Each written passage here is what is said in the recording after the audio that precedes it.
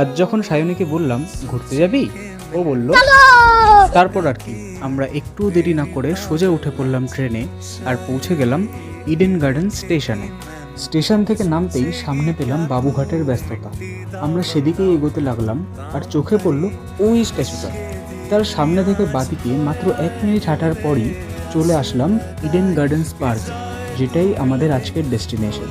মাত্র 20 টাকার টিকিট কেটে ভেতরে ঢুকতেই বাইরের কলকাতার সেই চেনা ভিড় আর ব্যস্ততা হঠাৎই যেন মিলিয়ে গেল। মনে হলো আমরা একটা অন্য জগতে এসে পড়েছি। কলকাতায় যে এইরকম ওয়েল মেইনটেইনড নিরিবিলি ও ফটোজেনিক জায়গা আছে সেটা হয়তো অনেকেই জানে না। প্রায় 50 একর জায়গা নিয়ে অবস্থিত এই পার্কে ফ্যামিলি, ফ্রেন্ডস গ্রুপ কিংবা কাপল প্রত্যেকেই নিজেদের মতো টাইম স্পেন্ড করতে পারবে। এছাড়াও ছোট বাচ্চাদের জন্য আছে সেপারেট কিডস প্লে এরিয়া।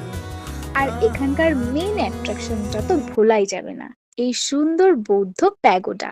1854 সালে ব্রিটিশ শাসক লর্ড ডালহৌসি এই প্যাগোডাটি জাহাজে করে মায়ানমার থেকে কলকাতায় নিয়ে আসেন। আজও সেই ইতিহাসের ছোঁয়া নিয়ে এটা দাঁড়িয়ে আছে এই ইডেন গার্ডেন্স পার্কে। তাই সময় পেলে অবশ্যই ঘুরে এসো ইডেন গার্ডেন্স পার্কে, আর শেয়ার করে দাও তাদের সাথে যাদের সাথে এখানে আসতে চাও।